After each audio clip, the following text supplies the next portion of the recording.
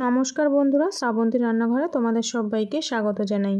আজ আমি তোমাদের সাথে ফুলকপি ভাপার রেসিপি শেয়ার করব। ভিডিওটি প্রথম থেকে শেষ পর্যন্ত দেখার অনুরোধ রইল। শীতকালীন সবজির মধ্যে ফুলকপি কিন্তু বেশ জনপ্রিয় একটি সবজি। এই সবজির যে কোনো রেসিপিই কিন্তু খুবই দুর্দান্ত লাগে। ফুলকপিগুলো আমি এইভাবে কেটে নিয়েছি, খুব বেশি বড় আবার খুব ছোটও করিনি। এদিকে আমি কড়াই গরম করে সর্ষের তেল দিয়ে নিলাম।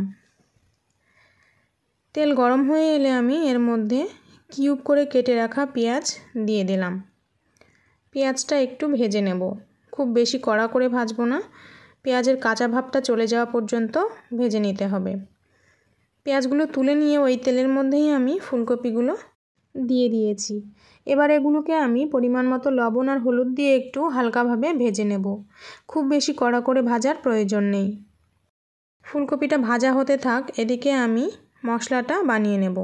দিয়ে দিলাম পরিমাণ মতো কাঁচা লঙ্কা, সর্ষে আর দিয়ে দিলাম পোস্ত, সামান্য লবণ আর চিনি দিয়ে মিহি করে পেস্ট করে নেব। এদিকে কিন্তু আমার ফুলকপিটা ভাজা হয়ে গেছে। এবার আমি মশলাটা একটি টিফিন বাটির মধ্যে নিয়ে নিয়েছি আর দিয়েছি পরিমাণ মতো লবণ, হলুদ গুঁড়ো আর একটু কাশ্মীরি লঙ্কার গুঁড়ো একটু ভালো রঙের জন্য, আর দিয়ে দিয়েছি 2 চামচ ফ্যাটানো টক দই।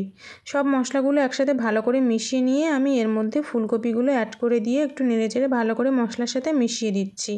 এরপর আমি উপর থেকে ভাজা পেঁয়াজ, কাঁচা সর্ষের তেল, চেরা কাঁচা লঙ্কা আর মিক্সি ধোয়া জলটা অ্যাড করে দিয়ে উপর থেকে ধনেপাতা কুচি ছড়িয়ে ভাপে বসিয়ে দেব। এবার এটা মিডিয়াম টু লো হিটে 15 থেকে 20 মিনিট মতো রান্না করে নেব। ভিডিওটি এবং রেসিপিটি কেমন লাগলো কমেন্ট করে জানিও, ভালো লাগলে লাইক শেয়ার করে দিও। যারা চ্যানেলটিকে এখনও সাবস্ক্রাইব করোনি, সাবস্ক্রাইব করার জন্য অনুরোধ রইল। যারা ফেসবুক থেকে দেখছো তারা অবশ্যই ফলো করে দিও। আমার ফুলকপির ভাপা কিন্তু একদম রেডি হয়ে গেছে। এটা এবার গরম গরম ভাতের সাথে পরিবেশন করার পালা।